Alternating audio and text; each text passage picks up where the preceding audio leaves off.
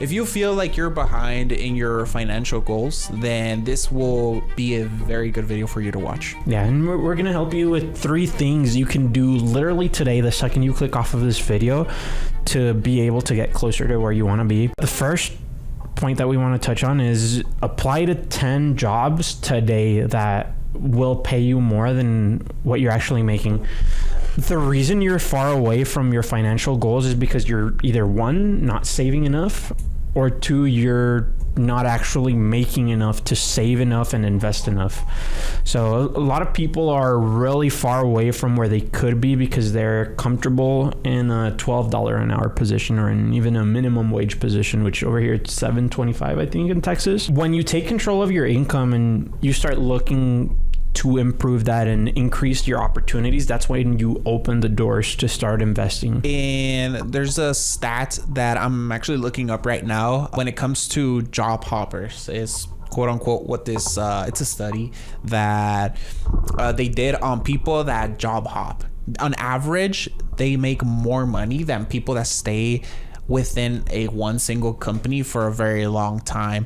The stats are popping up here because I'm using Claude, but they haven't fully popped up, but I've heard this stat used before. And yeah, on average, people actually make more money by job hopping. So if you're in a current role that you've been in for, let's say 5-6 years, then it might be a good signal for you to start looking elsewhere. And you can do so by using LinkedIn, building your resume, updating it, and then uploading it to LinkedIn. You can also do Google Jobs, has worked for some people, as well as use other websites like Zendesk is one, ZipRecruiter, LinkedIn is one, Indeed, and yeah, Glassdoor. There's a bunch of websites that you should definitely check out. And some employers post jobs on 1 or 2 and forget the others, so it might be worth it checking all of them.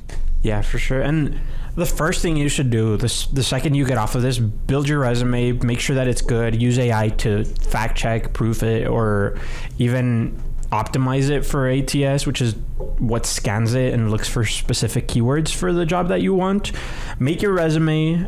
Don't waste too much time on this. I think when I was making my resume, I spent way too much time, more than I should, making it. Make sure that it gets past the applicant tracking system, but after that, don't worry about it, because if it's going to get you through the doors into an interview, it's going to do it.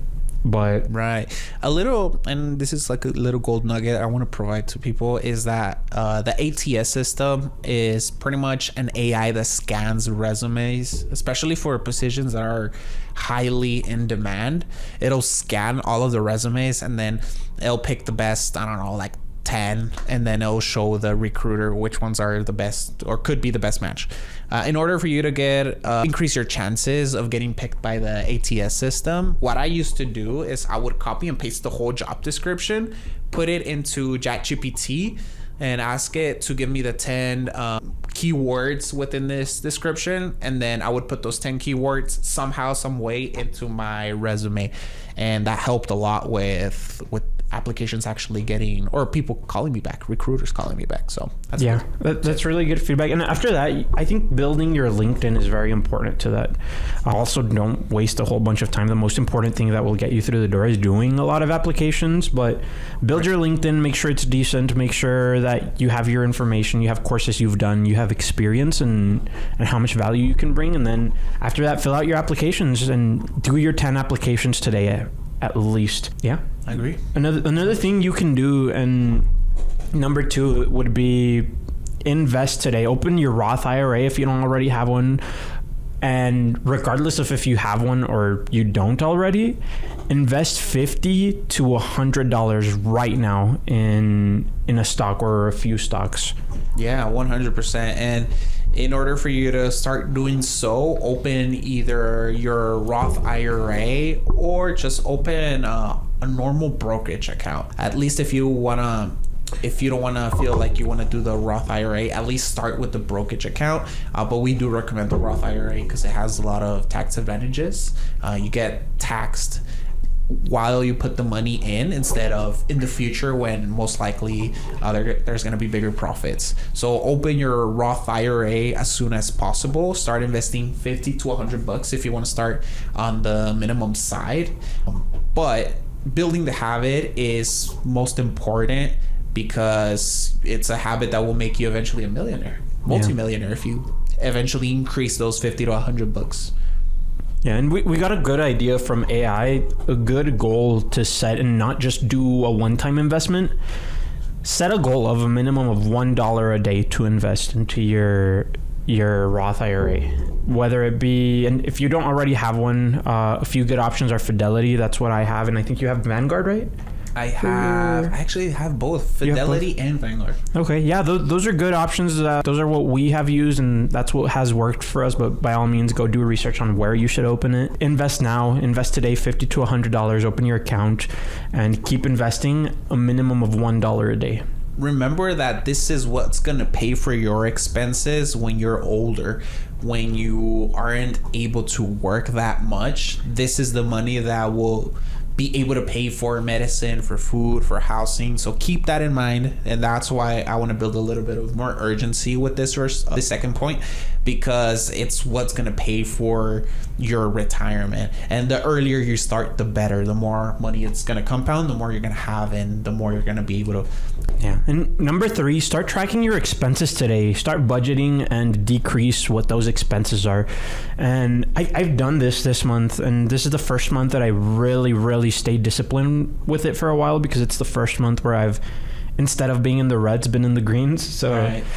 It feels a lot better, but I think budgeting helps you be aware of what you're spending and where you can decrease expenses. This month I've tracked every single expense, and I use a spreadsheet, but you can use literally anything. There's a bunch of spreadsheets online. Maybe we'll make a video on one soon. A few other ways to keep track of your expenses. I use SoFi Bank. It doesn't let me set a limit for specific categories, but it lets me keep track of all of it. But right. I know you've used a few, and you've had pretty good luck with it. Yeah, I've used Sheets, regular Google Sheets. I've used even paper to do it. Right now, I'm currently using an app called Origin. Not sponsored yet, maybe. Hopefully soon. But it's really good. It pretty much, you plug all of your bank information into the app, and then it'll tell you your latest transactions. It gives you an estimate budget, and based on your goals, it'll give you the most ideal budget. And so that's what I'm using right now. I do manually tweak things here and there, transactions that I make or transfers and stuff like that. But that's pretty much super simple to use. So I recommend that app. But if you don't want to put all of your information into an app, or just prefer doing it manually, then I recommend Google Sheets. But the point is that you stay on track with your budget, because that's the plan to your goal. If you just have the goal and no plan, then there's no point in even having the goal in the first place. And when you know what you're spending, it hurts, and when something hurts, you change it. Right. We change based on pain. So I think it's a very good tool to budget, to be able to decrease your expenses, and decreasing your expenses is the best way to increase your hourly income, because every dollar that you save or stop yourself from spending is a dollar you earn without working more hours. There's a very strong correlation with success and saving rates percentage. The higher it is, the more most likely successful you'll be. So keep that in mind. Yeah. We do have a really good video on mistakes you should avoid in your 20s. I know we recommended that last video, but since we're specifically targeting finance on this one as well, that's a really good video to recommend. That is a really good video. Put it somewhere. Go watch it. Yeah. Go watch it. And once again, apply to 10 jobs today. These are all things you can get started today. Open your Roth IRA, invest 50 to 100, set a goal of $1 a day, and finally track your budget, decrease your expenses. You don't have to do all of them today. If you can't, at least start with one. So at least one. Yeah, and we'll catch you guys next. Oh, sorry. No, I was just gonna say that you shouldn't have an excuse to not do at least one of them. Even one will set you apart. Yeah, at least one of them. And we'll catch you guys next week. Bye. Bye.